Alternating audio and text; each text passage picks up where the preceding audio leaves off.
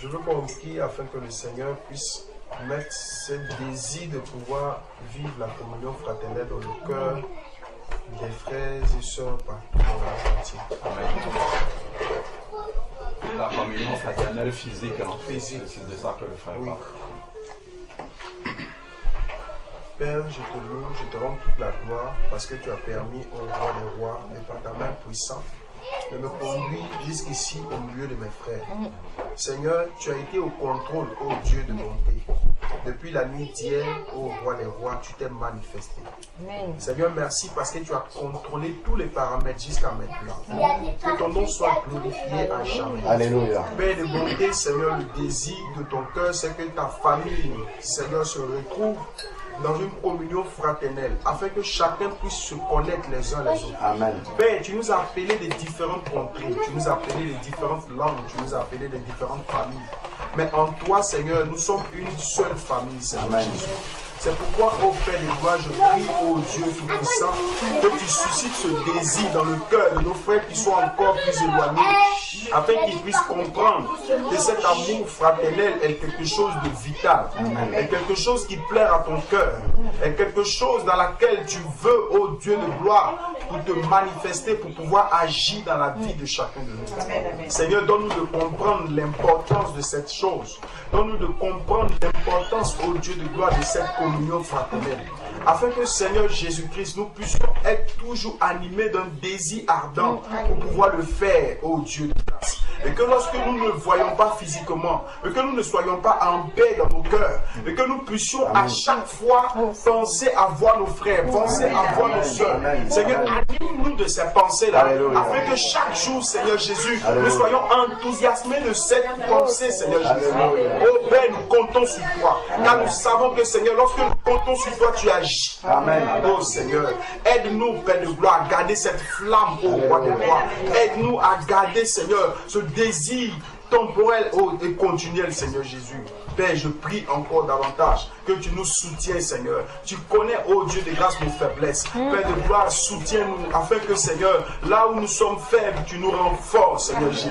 Et que nous puissions nous supporter les uns les autres, Seigneur Jésus. Ô roi des rois, que nous puissions, ô Père de gloire, nous pardonner les uns les autres. Que nous puissions, Seigneur, nous aider les uns les autres. Ô Dieu, c'est en cela que nous saurons que nous sommes véritablement dans une famille. Père, nous comptons sur toi, Seigneur, pour cette œuvre que tu crées dans nos cœurs, pour cette œuvre que tu nous donnes d'accomplir, Seigneur Jésus-Christ. Car sans toi, Seigneur, nous ne pourrons rien, Seigneur. C'est pourquoi anime nos cœurs, Seigneur, de ces pensées. Partout dans le monde entier, tu connais tes enfants là où ils sont. Ils sont reculés, Seigneur Jésus. Ils sont seuls dans leur lieu. Père, permets de créer des rencontres, Seigneur Jésus. Permets, ô Dieu de grâce, de susciter des frères ça et là. Seigneur, c'est toi qui fais cette œuvre, ô roi des rois. Nous te prions d'agir, Seigneur Jésus. Merci, Père de gloire, pour cette communion fraternelle que tu vas continuer à faire, Seigneur, encore. Que la gloire et l'honneur te reviennent au nom de Jésus-Christ. Amen. Amen. Amen. Amen. C'est Maxime. Parole va bien. Va bien dans la... Joshua, va dans la chambre. Tu veux en force? J'ai un autre sujet de prière. Il faut que nous ayons tous un même langage. C'est ce que les Écritures nous enseignent. Amen. J'ai relaté cela hier à mon frère Alain Patrick. Et en fait, en l'expliquant, je lui avais dit, mais il y a beaucoup le Seigneur a suscité ses serviteurs. Mais par moments, il y a des points de divergence. Parce qu'il faut que nous tous, nous ayons le même langage. C'est ce que les Écritures nous enseignent. Nous prions afin que tous ces serviteurs que le Seigneur a envoyés là puissent vraiment garder ce même langage. Parce que nous nous abreuvons de ce que le Seigneur les donne. Le potentiel que le Seigneur met au-dedans d'eux, c'est de là que nous abreuvons. Mais s'il y a beaucoup de points de divergence, ça peut avoir des impacts sur nous qui les écoutons et qui les suivons. Donc que le Seigneur permet qu'entre eux, il y ait déjà un même langage afin que ça puisse aussi se déverser dans la vie de chaque frère et de chaque sœur. Et qu'il n'y ait aucune barrière qui vient se positionner entre un frère je peux dire d'une assemblée à une autre. Si je peux donner un axe précis de prière par rapport à ça. En fait, Dieu est le même. Et il nous a donné un seul esprit. Et l'esprit de Dieu ne peut pas enseigner deux choses différentes. L'esprit de Dieu enseigne une seule chose. On a lu ça hier dans Jean chapitre 14, verset 26, où le Seigneur a dit: je vous donnerai mon esprit, l'esprit de vérité. Il vous enseignera toutes choses et vous rappellera mes paroles. Donc, les paroles de Jésus sont uniques. Il n'y a pas deux paroles de Jésus, il y a une seule parole de Jésus. Et ce que le Saint-Esprit fait, c'est de rappeler la seule parole de Jésus. Amen. Donc, s'il y a des divergences entre nous les frères qui enseignons, le problème n'est pas le problème du Saint-Esprit. Le problème n'est pas le problème de la parole de Dieu. Mais le problème, c'est que nous tous, nous n'écoutons pas le Seigneur comme il le faut. Donc c'est ça le sujet de prière. C'est de prier pour que chacun de nous les frères qui enseignons, écoutons bien ce que le Saint-Esprit nous enseigne et que nous retransmettons exactement ce que le Saint-Esprit nous enseigne. Parce que c'est la même chose que le Saint-Esprit. Donc pour moi, c'est précisément ça le sujet de prière. C'est que le Saint-Esprit il enseigne une seule chose, mais nous on est mal disposés. Ou bien on écoute mal, ou on transmet mal. C'est ça. Soit on écoute mal, soit on écoute bien et on est influencé par la chair, par autre chose. Donc on transmet mal. Donc voilà, je crois que c'est à ce niveau-là qu'il y a le problème. Donc c'est sur ça qu'il faut prier précisément. Amen. En fait, quand on regarde les Écritures, l'apôtre Paul nous fait comprendre également que c'est quelque chose en fait qui est presque inévitable. On aura aussi là dessus. C'est-à-dire que quoi, en fonction de notre croissance spirituelle, en fonction de notre niveau spirituel, nous serons à même de comprendre ce que Dieu nous donne à un moment donné de notre croissance. Ce qu'un frère ou une sœur à son niveau de croissance ne pourra pas comprendre, comme le Saint-Esprit veut le lui donner. Donc la prière vraiment, c'est que les uns et les autres soient remplis de patience vis-à-vis des autres. Si mon frère ne comprend pas la même chose comme moi, je ne dois pas me séparer de lui. C'est ça le véritable problème. Je dois accepter que à ce moment, si je peux dire un truc à mon frère, ma soeur, il ne comprend pas. Et je ne vais pas prendre un marteau pour forcer, que je prie le Seigneur pour qu'il lui explique, pour qu'elle puisse avoir cette croissance suffisante. Parce que c'est inévitable. Nous ne croissons pas tous de la même manière. Au début, le poussin dans le nid de l'aigle, il ne vole pas un seul jour. Il va commencer, il va tomber, et un jour sa mère le lâche dans les airs, et là elle arrive à prendre son envol. Or, il y a déjà au milieu de nous des aigles, il y a des poussins, il y a tout ça. Donc, le problème vient du fait qu'il y a certains, quand ils ont compris, il faut que les autres, même s'ils ne comprennent pas, ils acceptent et qu'ils se plient. Et quand ce n'est pas ça, non, toi tu n'as pas compris, toi tu n'es pas de Dieu, toi tu n'es pas appelé par Dieu. En fait, c'est l'orgueil, mes bien-aimés. C'est l'orgueil de la connaissance qui habite tous ceux-là qui disent qu'ils sont appelés du Seigneur pour enseigner.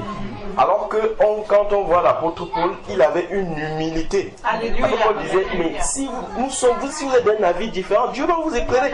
Ne nous énervons pas pour ça. Vous voyez, c'est quoi en fait? C'est parce qu'on ne veut pas être soumis au Seigneur. L'orgueil. Quand j'enseigne, mon frère n'écoute pas. Arrêtons-nous, ne passons pas des nuits entières à discuter sur les versets bibliques. Arrêtons-nous à un moment donné, prions, selon ce que le frère a dit. C'est un seul esprit. Si par humilité nous nous retournons tous vers cet esprit-là pour crier, Seigneur, viens donner l'unité de la foi, on va recevoir l'unité de la foi. Mais si nous voulons, parce que nous croyons avoir compris, imposer notre manière de voir à l'autre, c'est la chair.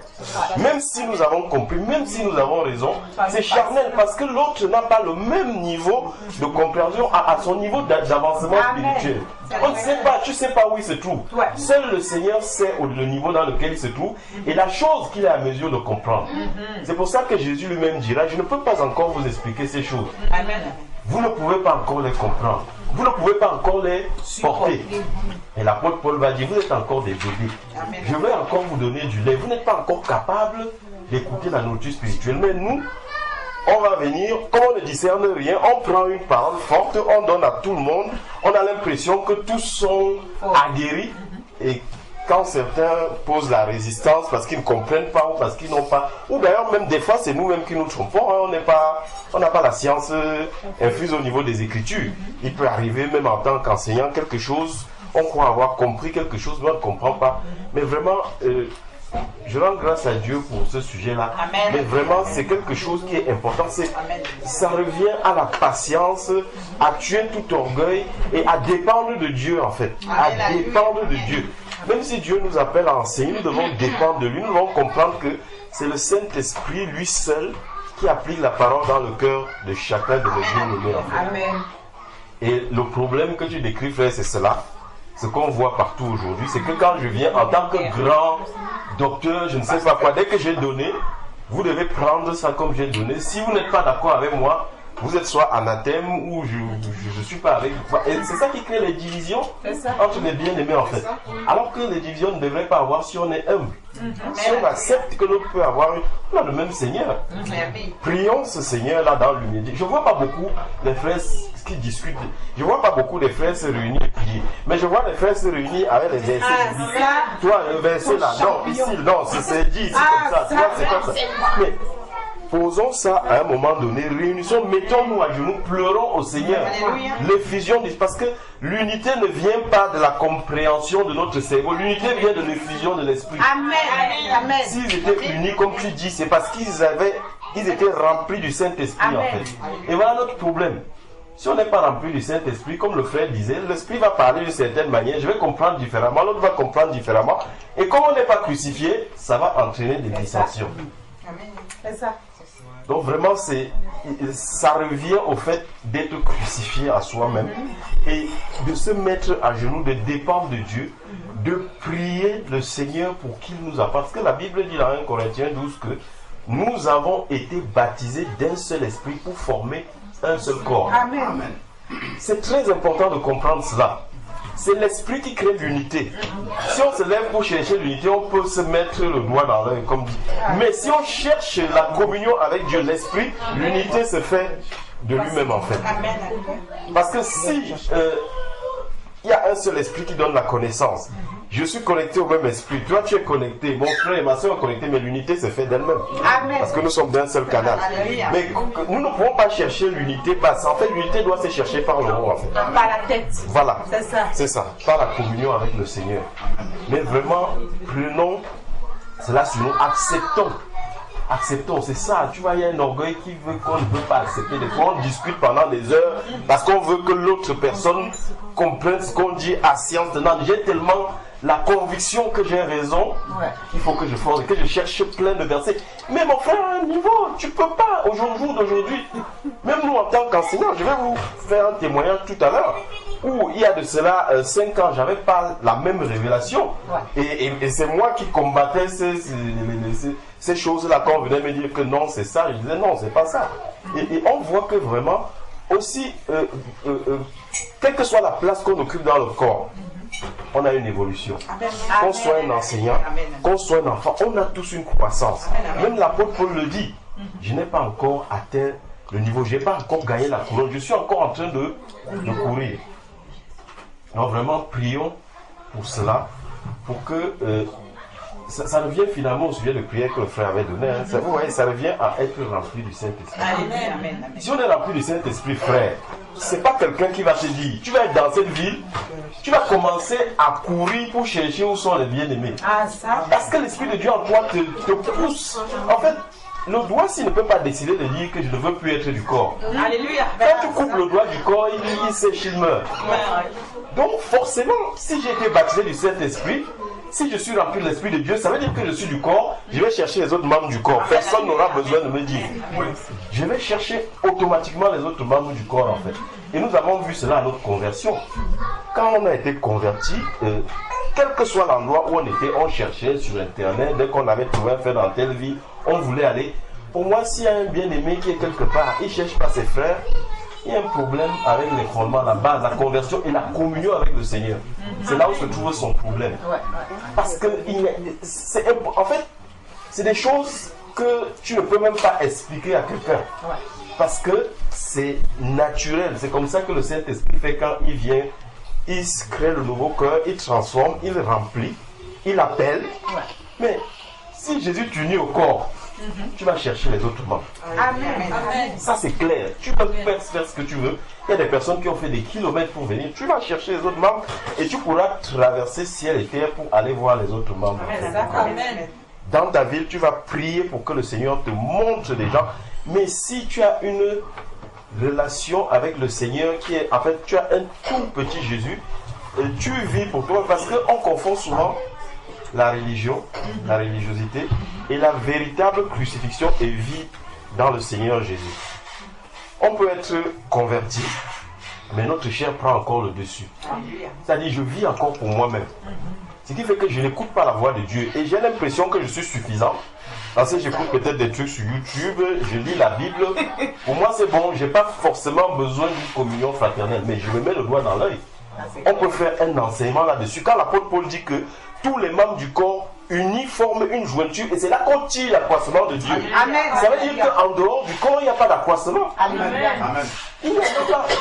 C'est pour cela que si tu as été visité par le Seigneur, il va tout faire pour te réunir à d'autres membres. Si tu n'es pas réuni, c'est que tu es désobéissant, c'est que quelque part le Saint-Esprit te parle et tu ne veux pas écouter. Le Seigneur sait que l'accroissement va se faire dans le corps, donc il ne peut pas te laisser seul, isolé quelque part. Ça peut arriver, oui, des bien-aimés qui sont dans des pays musulmans, dans des pays vraiment où il y a des soucis. Éloignés. Là, Dieu sait comment il va soutenir ces personnes de manière particulière, mais ce n'est pas de leur volonté en fait. Mais nous, il est inconcevable qu'on soit en train d'enseigner à quelqu'un, pour moi qui est né de nouveau, que tu dois chercher les autres, tu dois... Non, il y a un problème déjà avec la relation avec le Seigneur. Parce que c'est une prérogative du Seigneur de véritablement unir. C'est-à-dire, l'apôtre Paul le dit à un endroit, c'est comme cela qu'on peut croire. Si tu es seul, et même le monde même nous enseigne, regardez les animaux dans la forêt. Quand un animal se trouve isolé, qu'est-ce qui se passe? Il est la proie des autres. Et quand le lion fonce vers le troupeau, qu'est-ce qu'il fait? Il est intelligent, il essaie de se séparer. Dès qu'il est séparé du troupeau, il devient facilement criblable. C'est la même chose. Le chrétien qui vit seul, qui est coupé de ses frères, il est sujet à être attaqué et à tomber en fait. Parce que nous devons être interdépendants les uns des autres. L'œil, le corps comporte l'œil, la main, le pied, ainsi de suite. L'œil ne peut pas dire, comme l'apôtre Paul dit dans 1 Corinthiens 12, j'ai pas besoin de la bouche. La bouche ne peut pas dire, j'ai pas besoin du pied, ainsi de suite. Et l'apôtre Paul compare le corps de Christ à cela. Donc en fait, si tu es quelque part tout seul, tu ne peux pas survivre. Dieu l'a voulu ainsi. Tu peux m'être enseignant, tu connais la parole, tu ne peux pas survivre sans tes frères. À un moment donné, tu es obligé de dépendre des autres. Et Dieu ne va pas forcément te donner même toute la connaissance. Il va falloir que ce soit ton frère qui t'éclaire sur quelque chose que tu n'as pas vu, pour que tu ne sois pas orgueilleux. C'est ça. Donc vraiment, prions dans ce sens-là, que le Seigneur véritablement visite. C'est surtout que nous mourons à nous-mêmes. Parce que pour moi, c'est un problème d'orgueil, de conversion et de consécration à Dieu. Si nous mourons à nous-mêmes et que nous sommes consacrés au Seigneur, le Saint-Esprit va nous conduire dans tout ce que tu disais. La communion fraternelle, les dissensions entre frères, toutes ces choses-là vont s'estomper naturellement. C'est pour cela qu'au 1er siècle, les apôtres, aussi nombreux qu'ils étaient, vous vous rendez compte, ils étaient 12 au début, après il y en a d'autres qui sont ajoutés. Il n'y a pas eu de division. Vous savez que c'est à la mort de l'apôtre Jean en l'ensemble que les problèmes ont commencé. Les fausses doctrines, ainsi de suite. De leur temps, il y en avait, mais ils étaient tellement unis qu'ils divisaient tout. Et je sais que c'est pas qu'il n'y a pas eu de divergence. Au début, il y a eu des divergences au niveau de la circoncision. Souvenez-vous, qu'est-ce qu'ils ont fait? ils se sont réunis pour lire la Torah. Non! Ils se sont réunis à Jérusalem dans 1 Corinthiens 15 pour faire quoi? Pour prier. Pour prier. Et la Bible dit après que le Saint-Esprit nous a donné une conduite. Le Saint-Esprit et nous, ils vont sortir avec un consensus dedans. Amen. Amen. Et vraiment, c'est cela que pour ma part, nous devons faire. C'est cela que nous devons pousser les enfants de Dieu à rechercher cette communion profonde et forte avec le Seigneur. Amen. La consécration avec Dieu, à mourir à notre chair, mourir à nous-mêmes pour écouter la voix de Dieu, être en communion avec lui. Et là, l'unité se fera d'elle-même. Amen. Amen. Excuse-moi, monsieur. Juste pour appuyer ce que le frère Alex est en train de dire, il est important qu'on revienne au fondement parce que Jésus est le modèle. Amen. Et Jésus nous a montré exactement comment le disciple doit marcher. Amen. Et parfois, on a oublié comment Jésus marchait et par notre propre sagesse, on a commencé à marcher. Bon, pour nous économiser la lecture, Jésus est venu à Jean-Baptiste. Matthieu chapitre 3. Il est passé dans les eaux du baptême. Lorsqu'il est sorti des eaux du baptême, la Bible nous dit que le Saint-Esprit est descendu sur lui sous la forme corporelle d'une colombe. On connaît tous les passages, c'est pour ça que je ne les lis pas. Ensuite, le Saint-Esprit l'a conduit dans le désert où il a jeûné pendant 40 jours. Donc il est entré dans la communion. D'ailleurs, ceux qui ont suivi les enseignements cette semaine ont parlé de l'intimité avec Dieu dans le jeûne. Donc Jésus est entré dans l'intimité avec Dieu. Le frère a parlé d'intimité avec Dieu. Parce qu'on n'a pas d'intimité avec Dieu, on pense qu'on est suffisant, chacun reste de son côté. Donc Jésus est entré dans l'intimité de Dieu pendant ces 40 jours de jeûne. Et lorsqu'il ressort de l'intimité de Dieu, la parole dit maintenant qu'il est revêtu de la puissance du Saint-Esprit. Il est rempli du Saint-Esprit. Et quand il est rempli du Saint-Esprit maintenant, il ne dit pas, bon, moi je vais aller prêcher seul. Quoi qu'il pouvait le faire. Il avait tout pour le faire. Mais qu'est-ce qu'il fait? Première chose, il trouve Pierre et André, la communion fraternelle. Amen. Rempli du Saint-Esprit, c'est la première chose qu'il fait. Il trouve Pierre et André. Il dit, vous êtes pêcheurs de poissons, je vous ferai pêcheurs d'hommes. Suivez-moi. Dès qu'il se déplace, il trouve Jacques et Jean avec leur papa Zébédée. Suivez-moi.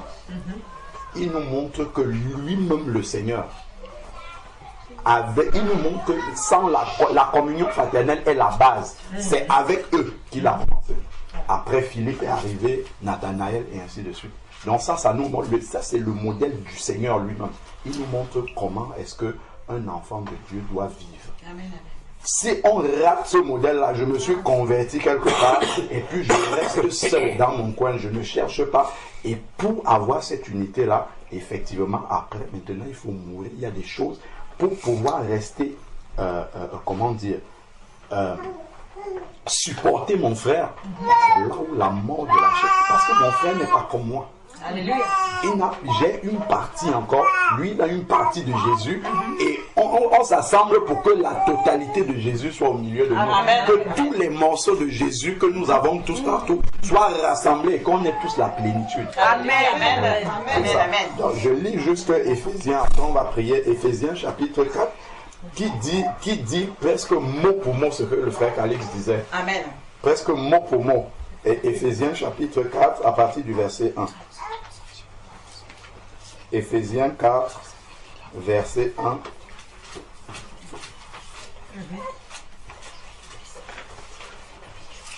Éphésiens chapitre 4, verset 1. Je vous exhorte donc, moi, prisonnier du Seigneur. Donc, il faut déjà être prisonnier du Seigneur pour comprendre ce qui va arriver. Donc, si je ne suis pas prisonnier du Seigneur, ça veut dire que je suis libre par rapport au Seigneur. Donc, je peux faire ce que je veux et non rechercher ce que le Seigneur veut. C'est ça, prisonnier du Seigneur. Prisonnier, c'est-à-dire, c'est être enchaîné par la volonté de Dieu. Amen. C'est ça, prisonnier du Seigneur. Amen. Donc, même si je suis suffisant, là, je peux aller, je vais chercher qu'est-ce que le Seigneur lui veut. C'est ça, entrer, être dans la prison de la volonté de Dieu. Amen. Donc, il commence d'abord par là. Donc ça, c'est déjà un premier sujet de prière. Donc, le frère, lui, il parlait des frères qui enseignent prier pour nous, pour qu'on soit prisonniers du Seigneur. Alléluia. Mais pour l'instant, nous ne sommes pas prisonniers du Seigneur, nous sommes indépendants du Seigneur. Donc, c'est comme ça, on parle d'un sujet général, mais après, on précise maintenant. Parce que si nous comprenons que c'est mal que les enfants de Dieu suivent des frères et que nous enseignons parfois des choses qui sont différentes. Donc, vous devez, comme l'apôtre Paul disait, prier pour nous. Donc, vous devez prier pour nous aussi. Et ça, ce sont les axes de prière précis sur lesquels vous devez prier et que nous-mêmes, nous devons prier aussi par rapport à ça. Comme ça, il y a des points précis. Donc, premier axe de prière, si quelqu'un peut noter comme ça, après quand on va commencer à prier pour ce sujet, on va prendre chaque axe et puis on va prier par rapport à ça. Donc, premier sujet, prier pour que ceux qui enseignent la parole de Dieu soient prisonniers du Seigneur. Et que ceux qui écoutent la parole qui est enseignée soient aussi prisonniers du Seigneur. Parce que si des prisonniers du Seigneur enseignent la parole de Dieu à des personnes qui sont libres par rapport au Seigneur, ça ne marchera toujours pas.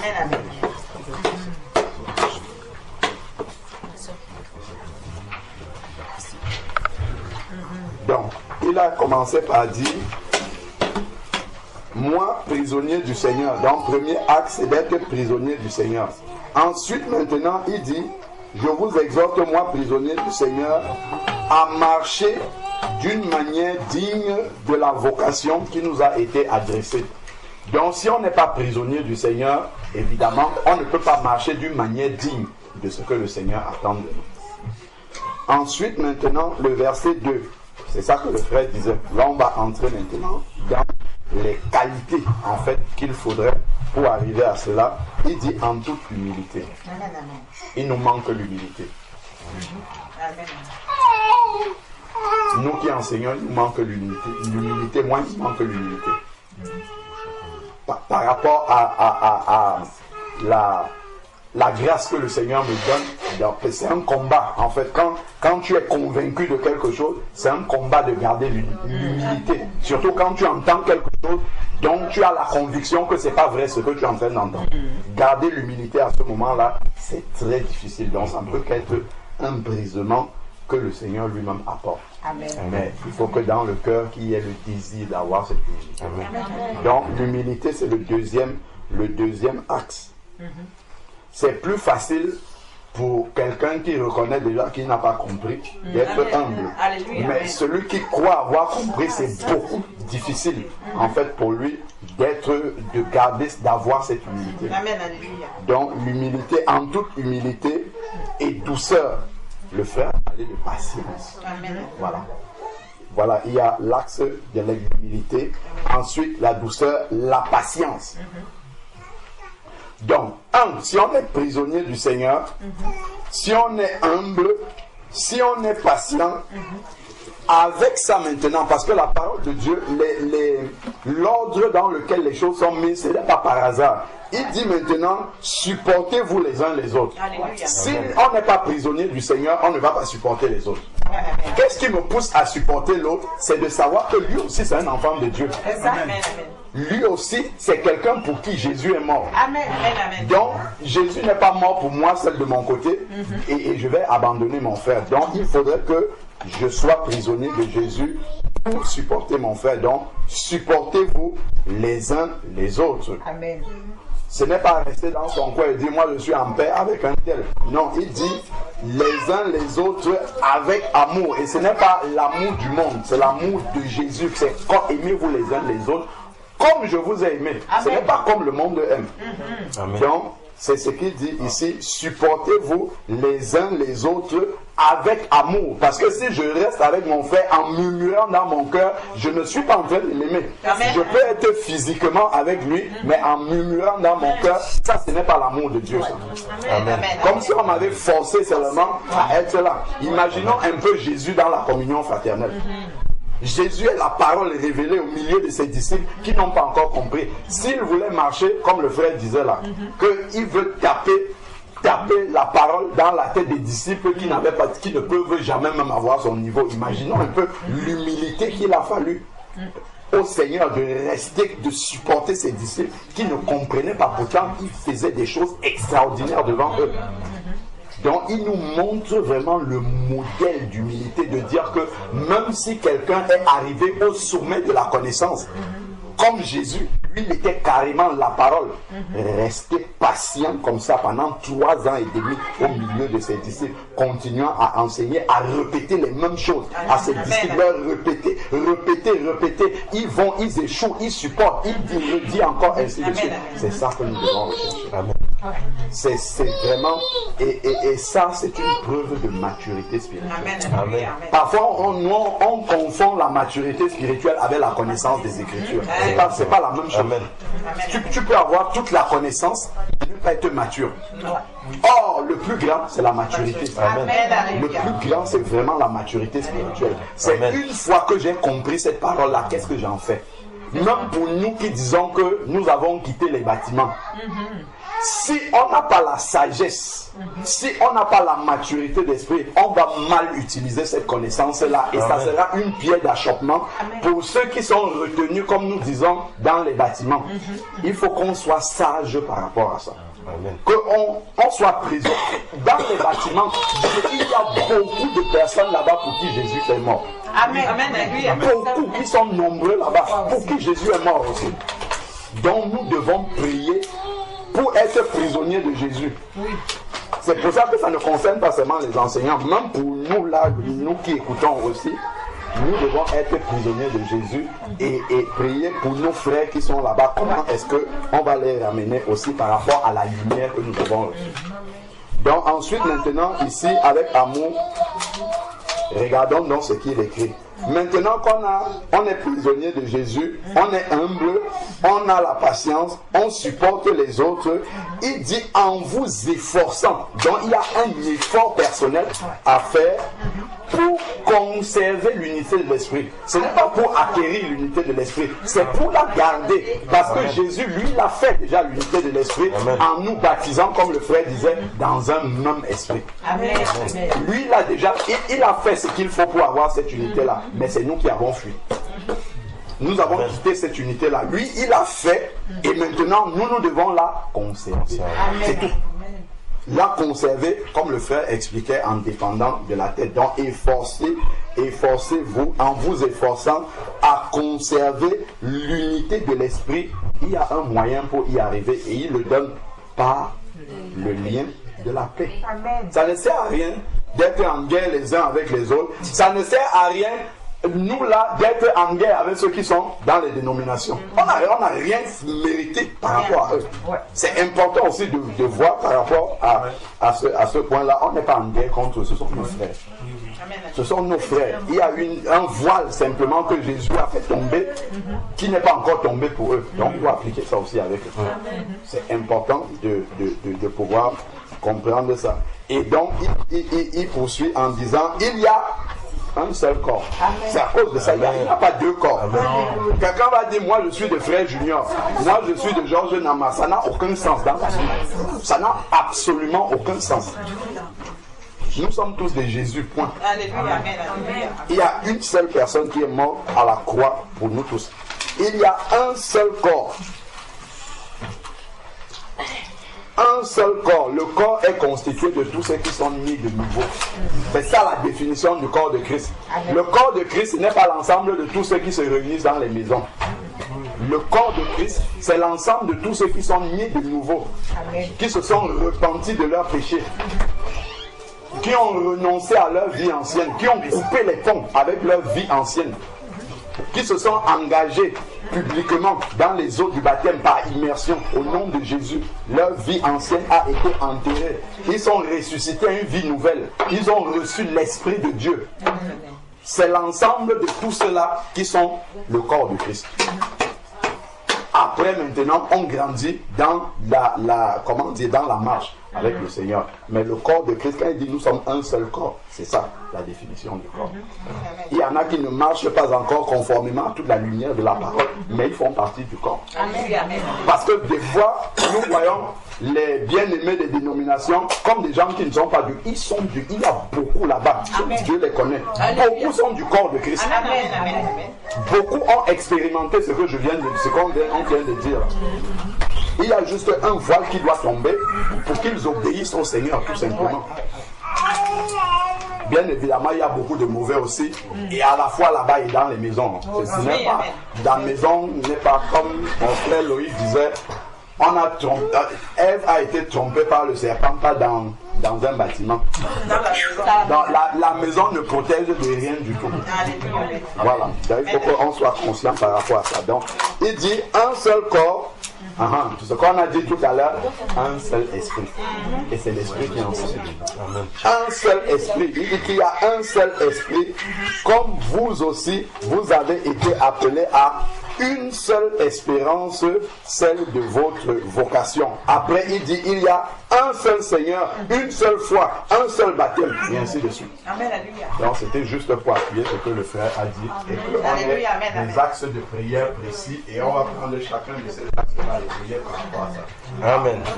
Amen. Oui, en fait, si je dis quelque chose qui est une vraie réalité, la communion fraternelle, notamment physique, c'est que le Seigneur nous appelle à nous réunir entre partisans de Christ, à tisser un lien étroit. Donc, parce qu'on est des degrés spirituels différents, afin que chacun puisse profiter de l'autre pour grandir dans la foi. C'est pas ce que le Seigneur attend de nous. Donc, moi, je me dis que c'est ce qu'on devrait faire et pas de se mettre à juger les autres. Donc, voilà. Soyez bénis. C'est tout. Amen. Je vais ajouter quelque chose par rapport à tout ce que les frères ont dit. Frère Georges. Lorsque, prenons un peu la parole de Dieu. Là, on a parlé de Paul. Regardons un peu un message que Jean a écrit pour qu'on voit un peu l'image de ce qui se passe aujourd'hui et comment nos aînés dans la foi ont quel était leur sentiment par rapport à cela, cet état de choses. Prenons la 3e épître de Jean.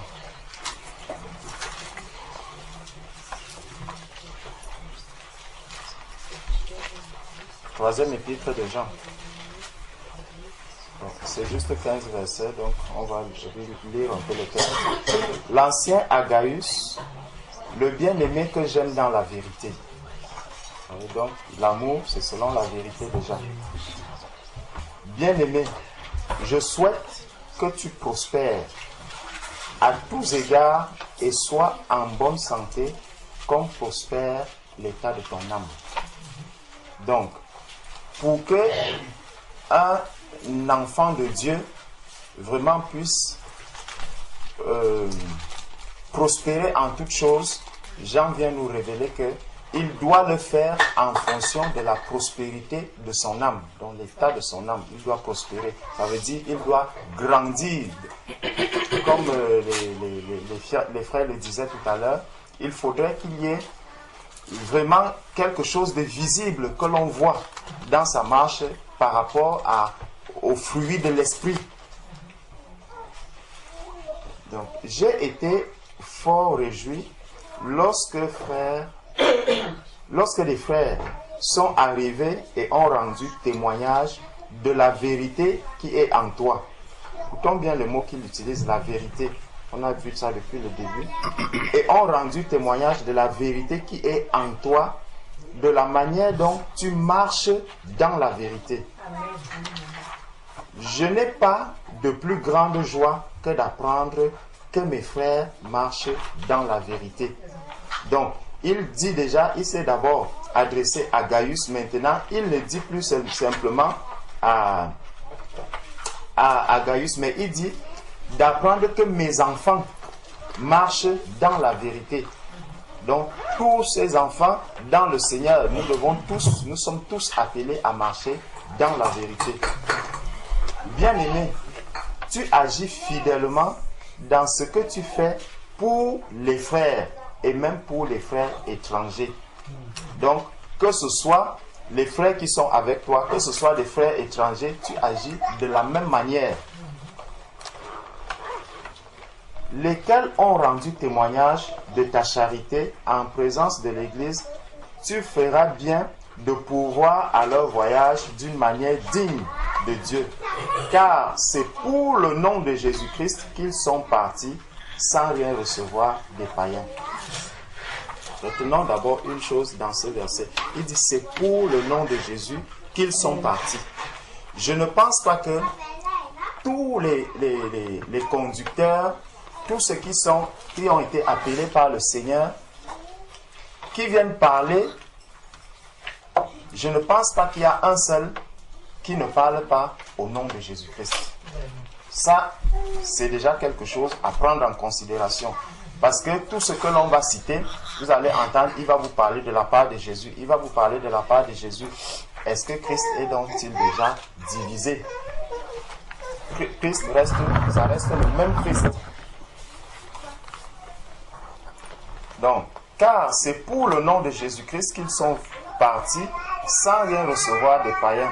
Nous devons donc accueillir de tels hommes afin d'être ouvriers avec eux pour la vérité. Nous devons les accueillir pour être ouvriers avec eux pour la vérité. Là, il y a déjà une première interrogation. Vous voyez, il y a quelque chose qui se passe. C'est que un bien-aimé arrive. Quel accueil on va déjà lui réserver?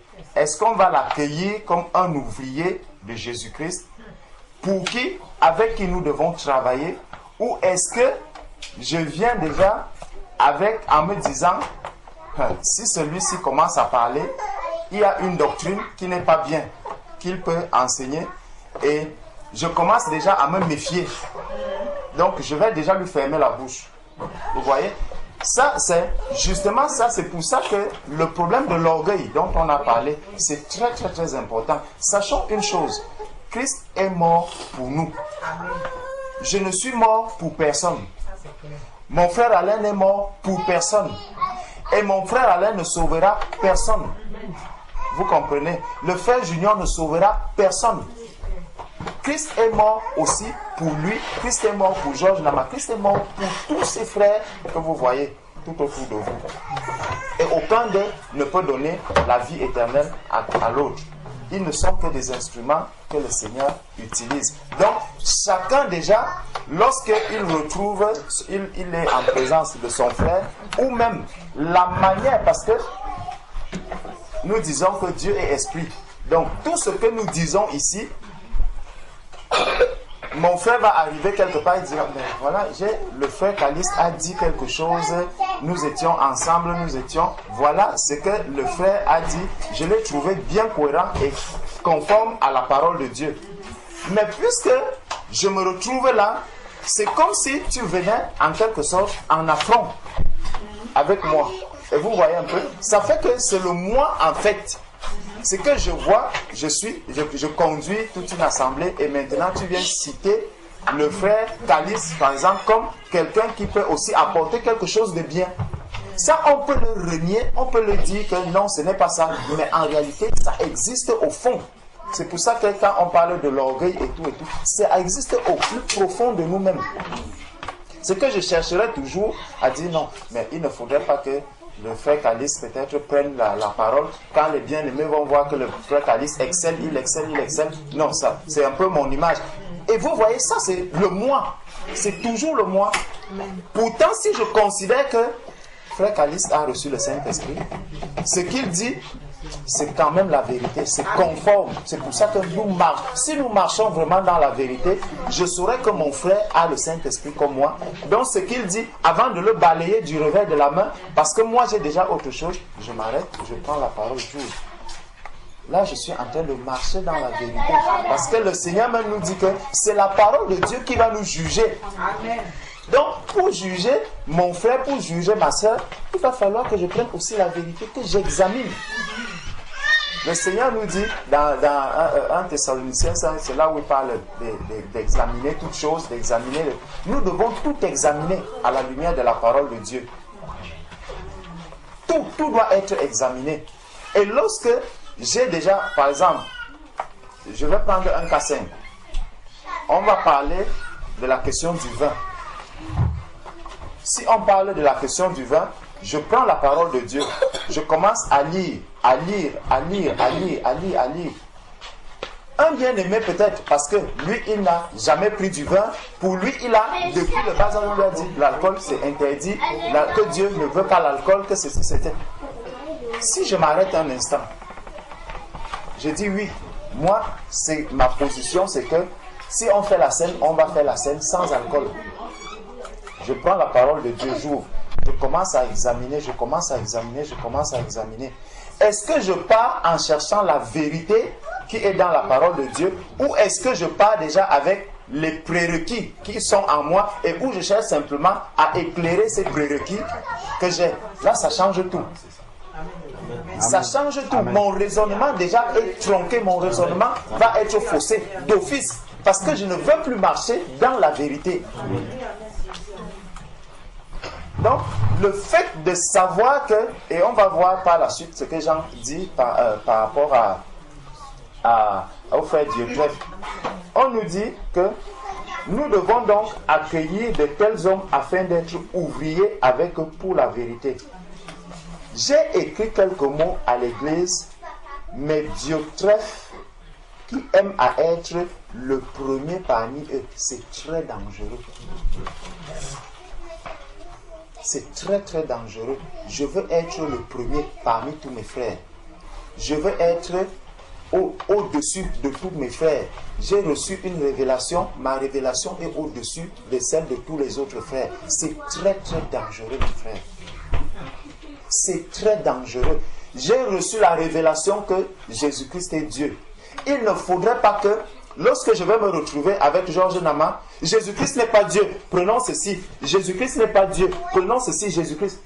Là, je suis en train de fermer totalement même cette révélation-là à mon frère. Parce que si même le Seigneur Jésus vient lui parler, peut-être la nuit il dort, le Seigneur commence à lui montrer les versets où il dit que je suis Dieu, je suis Dieu. Pour lui, quand il va se réveiller, qu'est-ce qu'il dira? Comme j'ai passé le temps avec Alain Patrick, qui a la révélation que Jésus-Christ est Dieu. Ce Alain Patrick, ce n'est même plus, c'est un sorcier, parce qu'il est venu me parler même dans les songes, dans les rêves. Vous voyez? Pourtant, c'est le Seigneur lui-même qui est venu devant lui-même. Comme je voulais prendre le marteau, taper sur ta tête, vous voyez, automatiquement, même ce que l'esprit est en train de lui révéler, il le reçoit par la chair. Et ça, si je me retrouve avec Georges, on va parler de beaucoup de sujets. Si le Seigneur permet qu'on brosse le sujet sur la divinité, on va le brosser et puis on passe à autre chose. On continue ensemble parce que ce n'est pas moi qui le révèle, c'est le Seigneur qui va le lui révéler. Donc, prendre mon frère comme un ouvrier du Seigneur avec qui je suis appelé à travailler. Mais si à chaque fois non, ceux qui ne connaissent pas Jésus, non, ça c'est des bêtises, ça c'est ceci, ils sont du diable. Ce n'est pas bon du tout. Et ça, je vous dis, quand quelqu'un dit cela au milieu de tous les bien-aimés qui sont là, qui ne sont pas encore affermis, je vous assure, vous ne pouvez pas imaginer ce que ça fait dans le cœur de cette personne. Parce que tu vas prendre maintenant un bien-aimé, tu le mets auprès de Georges Nama. Dès qu'il voit Georges en train de parler, il ramasse d'abord son sac, il sort. Parce qu'on lui a déjà dit que puisqu'il n'a pas compris que dans la parole de Dieu, voici ce qui est écrit. Donc, quand Georges va se mettre à parler, automatiquement, ça pour lui, ce n'est pas un homme de Dieu, il ne sert pas Dieu. Il ne sert pas du tout Dieu. Et beaucoup de bien-aimés, vous allez vous rendre compte, vous vous rassemblez avec des bien-aimés, mais pour vous, Jésus est qui? Qui est Jésus pour vous? Si vous lui dites que mais voici ce que la parole de Dieu dit. Non, frère, je ne suis plus avec vous, je m'en vais. C'est des cas qu'on a vécu. Il y a plein de bien-aimés qui sont partis comme ça, qui n'arrivent, qui ne veulent même pas se rassembler avec nous, qui préfèrent rester tout seuls. Simplement parce qu'ils estiment que c'est une hérésie de penser que Jésus-Christ est Dieu. Ils préfèrent rester de leur côté. Et ça, c'est parce que je me mets déjà en tête que je dois être premier. J'ai lu la révélation sur tout. Donc, comme je suis le premier, le deuxième ne sera jamais premier. Donc, ce que j'ai, je m'arrête là. Je m'arrête là. Ça, c'est très, très dangereux. Donc, mes frères, en priant, prions vraiment pour que tout ce que le Seigneur a appelé pour être ses ouvriers, vraiment, que ce désir d'être premier, vraiment, qu'il sorte. Que Jésus croisse et que moi je diminue, c'est ce que Jean-Baptiste a dit. Cherchons, prions pour que tous puissent diminuer, parce qu'on peut se retrouver, on est assis tous ensemble, mais quand mon frère Trabi va parler, il dit, celui-ci il peut dire quoi de bon? Fais vite parce que c'est moi qui suis premier, c'est moi qui ai la révélation, c'est moi qui... Donc, il faut que je parle, absolument. Vous voyez? Et tant que je n'ai pas parlé, tous les saints ne sont pas, ont toujours soif. Je ne sais pas si vous voyez un peu jusqu'où ça peut aller. Parce que j'ai mis dans la tête de mes bien-aimés que je suis premier. Et donc, ma révélation, donc ce qui va sortir de ma bouche, ce n'est que ça qui peut vous apaiser la soif ou étancher votre soif. Donc, si on se retrouve, tant que je n'ai pas pris la Bible, commencez, même si je vous dis seulement que la grâce, la paix et la miséricorde du Seigneur soit avec vous, avec chacun de vous. Voilà, ça. Vraiment, le soit là, c'est ça qui est venu vraiment apaiser. Alors que mon frère a prêché peut-être sur la sanctification depuis des heures. Mais tout le monde attendait qu'il faut que tel frère prenne la parole. Dès qu'il aura pris la parole, là c'est bon, on peut se séparer. Et ça, je vous dis, c'est très très dangereux. Et c'est ce qui se passe dans les assemblées, je vous dis. Et ça, ce n'est pas seulement le problème des conducteurs. C'est que ça a été contaminé. Et on a reçu que tant qu'il n'y a pas tel, comme si c'est lui qui était Jésus-Christ, ça ne peut pas marcher. Et ça, c'est une forme d'idolâtrie. Amen. C'est une idolâtrie. Amen. On commence à faire des conducteurs des idoles. Donc ça, faisons très très très attention avec cela. Donc, au verset 10 maintenant, il dit, c'est pourquoi, si je vais vous voir, je rappellerai les actes qu'il commet en tenant contre nous des méchants propos. Non content de cela, il ne reçoit pas les frères et ceux qui voudraient le faire, il les empêche et les chasse de l'église. Vous voyez ce que ça va entraîner? C'est que mon frère va arriver, non, je ne veux pas qu'il parle parce que lui, il prêche qu'on doit faire la scène avec le vin, l'autre va dire non, on ne fait pas la scène avec. Donc quand il arrive, dès qu'il veut parler de la scène, frère, attends, il y a quelque chose, c'est que je vais prendre la parole au sujet de la scène parce que nous avons l'habitude de faire ceci comme ça. Donc je vais fermer la bouche de mon frère. Même s'il voulait peut-être nous apporter quelque chose, même si je vais rejeter, parce que nous marchons selon la vérité, ce n'est pas parce qu'il est aussi venu au milieu de nous que je vais accepter tout ce qu'il dit. Non, je vais l'écouter et je vais aussi lui présenter la parole de Dieu. On n'est pas d'accord, on ferme, on se met à prier. On demeure dans la prière, on s'embrasse, on dit frère, vraiment que Dieu te bénisse. On continue dans la prière. Et c'est comme ça que le Seigneur lui-même finira par se révéler à nous. Parce qu'en fait, c'est que nous n'avons pas la révélation de Christ réellement quand nous marchons de cette manière.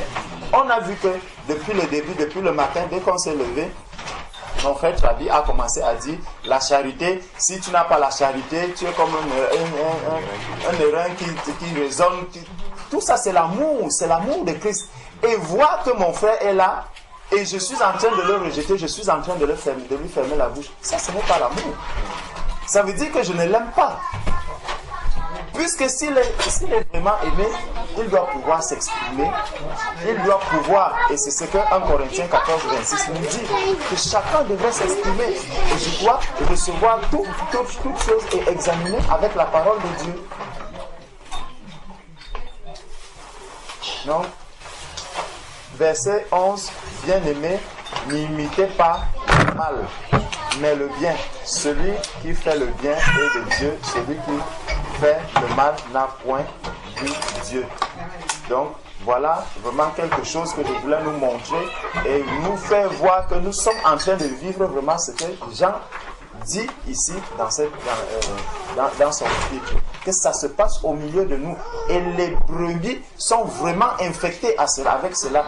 Vous allez voir une brebis qui suit seulement le frère Alain Patrick qui va te dire Junior arrive. Non, moi je n'ai pas Junior, moi je ne veux pas écouter son enseignement. Moi je ne veux rien avoir avec Junior. Moi je ne veux rien avoir avec Georges Nama. Parce que je ne suis que Alain Patrick. Lorsque Paul avait demandé, moi je suis de Paul, moi je suis d'Apollos, moi je suis de Céphas. Voilà Paul qui dénonce cela. Qu'est-ce qu'Apollos? Est-ce qu'on a vu Apollos parler de ça? Est-ce que Céphas parlait de ça? Point d'interrogation. Ça veut donc dire qu'il y a certains qui peuvent aussi être là en train de conduire, qui pour eux ça leur fait mal. Mais pour les autres, comme ils sont déjà à un certain niveau, ils se disent non, moi ça ne me dérange pas. Si je peux faire ce chemin tout seul, gloire à Dieu, le Seigneur va se révéler à moi et il y aura des troupes qui seront là derrière moi. C'est très très dangereux. Ils vont prendre l'exemple de l'eunuque éthiopien. Mais il n'a pas choisi de faire ça. C'est ça. Ce n'est pas. Voilà, c'est une situation que Dieu a. Dans le plan de Dieu, parce que l'histoire nous montre que Matthieu est mort, il a marché En Éthiopie. Donc, quand on dit les choses, faisons gaffe. Quand Dieu envoie quelqu'un seul, tu ne sais pas ce qu'il va faire. Quand le fait, il n'a pas choisi, mais on voit qu'un apôtre est arrivé là-bas. Il choisit il ne choisit pas d'aller se sacrifier. L'unique aussi qui est sauvé aussi parmi les deux. C'est ça. Par exemple, tu choisis l'unique éthiopien, tu peux choisir aussi l'autre. Tu ne peux pas prendre l'unique éthiopien qui dit que lui est bon, je vais faire ça. Il y a beaucoup de cas aussi. L'autre aussi, c'est pendu. Celui qui a vendu Jésus. Judas.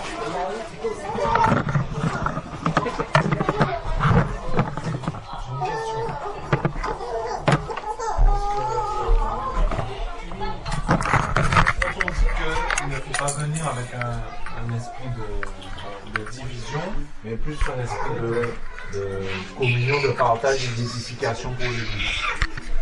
Mais quand on examine la parole et qu'on prend l'exemple de Acte 15, on dit que Paul et Barnabas eurent avec eux un débat et une vive discussion. Et les frères décidèrent que Paul et Barnabas et quelques-uns de leur montèrent à Jérusalem vers les apôtres et les anciens pour traiter cette question. Donc c'était la question de la circoncision. Et après, plus tard, on voit au verset 6 que les apôtres et les anciens se réunirent pour examiner cette affaire. Après, dans le passage, on ne voit pas qu'à un moment, les frères se sont arrêtés pour prier, pour demander que tout le monde accepte le témoignage. Ils ont discuté jusqu'à ce qu'ils puissent trouver une conclusion à cette histoire. Est-ce que et après, plus tard, dans Timothée, il y a Timothée, Paul qui écrit à Timothée, qui lui dit « Évite les discours vains et profanes, car ceux qui tiennent avanceront plus dans l'impiété et leur parole rongera comme la gangrène. De ce nombre sont Hyménée et Philette, la résurrection qui se sont détournés de la vérité, disant que la résurrection est déjà arrivée et qui renversent la foi de quelques-uns. » Là, clairement, dans ce passage, le frère Paul nomme le nom de frères qui se sont éloignés et on leur dit clairement là dans ce passage qu'il faut les éviter. Est-ce que là, il faut faire vraiment appel à un discernement, c'est vrai, mais clairement quand un frère qui va quand même discuter avec cette personne, ou est-ce qu'on va faire un compromis avec cette personne, tout ça dans le but de l'amour de Dieu, de Christ? Si je peux te répondre. Quand tu vas dans Actes, les frères avaient de l'humilité, comme les frères l'ont dit. Et du coup, chacun a apporté ce qu'il avait apporté. Et quand tu es dans l'humilité, si le frère te montre, comme le frère Georges l'a dit, les Écritures, le Saint-Esprit va te convaincre que ce que le frère aussi a dit, c'est la vérité. Ce dont Paul parle dans 1 Timothée 2, c'est ce que le frère Georges a dit aussi. C'est le frère, il va absolument te convaincre jusqu'au bout. C'est-à-dire que vous parlez, et quand tu n'as pas dit oui frère, tu as raison, le frère, il va continuer à insister. Ce genre de frères-là, faut en quelque sorte les éviter et éviter d'avoir de nouveau des discussions avec eux tant qu'ils sont dans cette optique-là, en fait. C'est ce qu'il veut dire. Voilà. Et parce que quand tu es vraiment dans l'esprit, chacun s'écoute et après on en prie. Et après, là où est la vérité est quoi. Voilà. Dans Acte 15, ils sont arrivés à la même conclusion. Voilà. Parce qu'ils marchaient dans l'humilité, justement. Voilà. Et il y avait une première question, et si tu disais quand on vient dans une assemblée,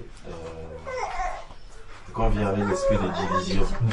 Voilà. Et je pense que le frère Georges a répondu à ça en fait. Ça ne veut pas dire qu'en fait si tu as quelque chose dans ton cœur qui est divergent, tu n'as pas le droit de parler. On va dire que parce que tu dis quelque chose de contraire, tu es dans les... Non. En fait, tout vient de ton état de cœur. Si tu pars ouvrir la Bible, non pas pour comprendre la profondeur des Écritures, mais pour défendre ta position, comme il a dit, c'est déjà quelque chose de faux en fait, qui fait que, de toutes les façons, même si on te montre un verset qui montre que ce que tu penses ou ce que tu crois avoir reçu n'est pas vrai, tu ne vas pas l'écouter, tu te fermes les oreilles en fait. Ferme les oreilles, tu vas regarder que les versets qui... Parce qu'en fait, on peut faire dire à la Bible ce qu'on veut. Tu peux toujours trouver un verset pour t'appuyer sur ça et établir une doctrine. Et on voit c'est qui, c'est le diable. Le diable, quand il est venu voir Jésus, il a dit, mais il a été écrit qu'on donnera des anges pour que... Mais saute! Il s'appuyait sur un verset biblique. Mais il a fallu que le Seigneur dise, il est aussi écrit. Il est aussi... Or, ces personnes qui ont cet esprit de division-là vont se bloquer de cette manière. Mais il est tout à fait normal que quand tu ne comprends pas quelque chose comme ton frère accompli, tu dis, c'est ça, c'est pas... péché, on ne va pas dire que tu as un esprit de division pour ça. Mais c'est en fait l'état d'esprit qui fait cela. Quand on regarde dans Actes des Apôtres, comme tu dis, oui, ils ont discuté. On ne dit pas expressément qu'ils ont prié. Mais pour moi, quand on dit qu'il nous a plu au Saint-Esprit et à nous, oui, c'est qu'ils ont prié à nous. C'est-à-dire qu'ils étaient remplis de l'Esprit de Dieu. Quand tu es rempli de l'Esprit de Dieu, dès que je lis le verset, ça sonne en toi la vérité et l'innocence, c'est ça. Et la discussion s'arrête. Mais en général, c'est parce qu'il y a un autre qui est arrêté sur sa pensée. Et tu peux lire ce que tu veux. Les oreilles sont bouchées. Quand tu lis, même il est en train de chercher un autre verset dans son esprit et il ne t'écoute même pas en fait. Ou contredit. Et du coup, la discussion peut passer. Voilà. Je voulais dire quelque chose parce que ce que le frère avait dit tout à l'heure, dans Actes des Apôtres, ils avaient fait des discussions dans la réunion des anciens. Et puis, mais ce que l'apôtre Paul parle, quand il conseille Timothée, il dit d'éviter les disputes. Ça, c'est les disputes. C'est-à-dire, ça irrite l'âme. Ça apporte des irritations. C'est ça qui n'est pas bon. Parce que là, l'esprit ne travaille pas. Ce sont des discussions vaines. Vaines, en fait. Ça peut prendre du temps pour rien.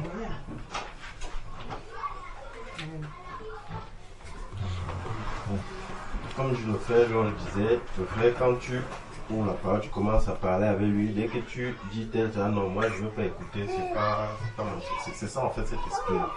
Un enfant de Dieu, en fait, qui a l'esprit de Dieu en lui, doit être en mesure de discuter tranquillement avec son frère, sans que ça ne devienne des disputes, sans qu'on ne sente le ton s'élever. Dès qu'il y a des choses comme ça, c'est la chair, c'est les disputes, et il faut s'arrêter, il faut laisser tomber. Mais on doit, d'ailleurs c'est ce que le Seigneur nous recommande, passer notre temps à méditer les Saintes Écritures. Mais certains passent leur temps, non pas à méditer les Saintes Écritures pour les approfondir, mais pour s'émousser devant leurs frères, pour montrer l'étalage de la connaissance.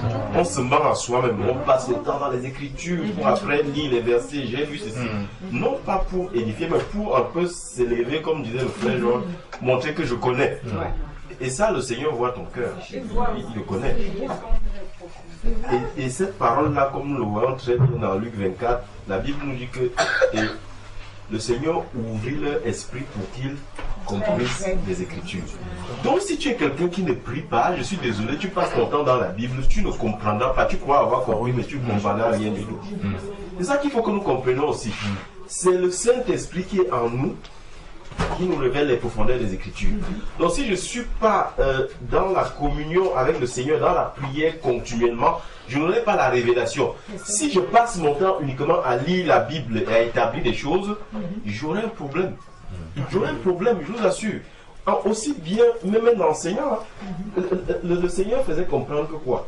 L'enseignant qui se séduit lui-même en croyant que c'est en passant plus de temps dans les Écritures qu'il va édifier, s'est trompé. Le vrai enseignant, c'est celui qui a 80% de temps dans la prière et les 20% dans les Écritures. Parce que tout vient du Seigneur. Tout vient, c'est parce que tu vas demeurer à genoux. Et ça, c'est pas que l'enseignant. Quand tu vas, en tant qu'enseignant, donner un message à un frère, un bien-aimé, s'il ne passe pas le temps à genoux auprès du Seigneur, lui, il ne comprendra pas.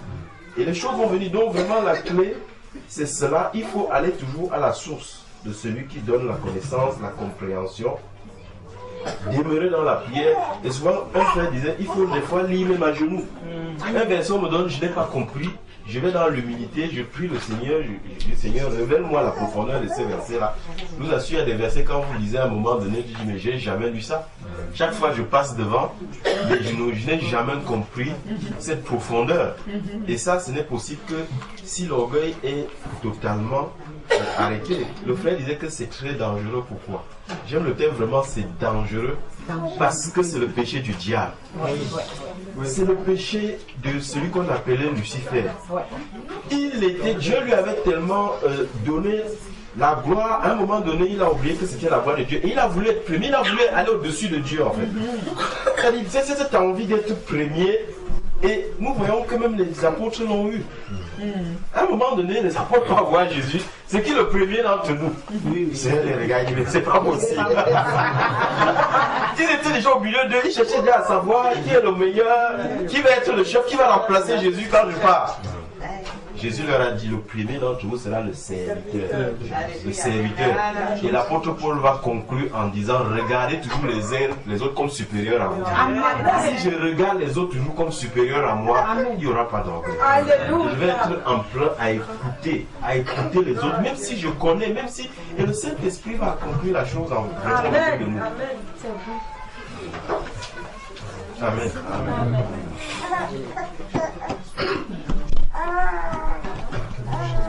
Quelqu'un qui a noté va donc rappeler les différents axes de prière et puis on va prier sur chaque axe. Amen.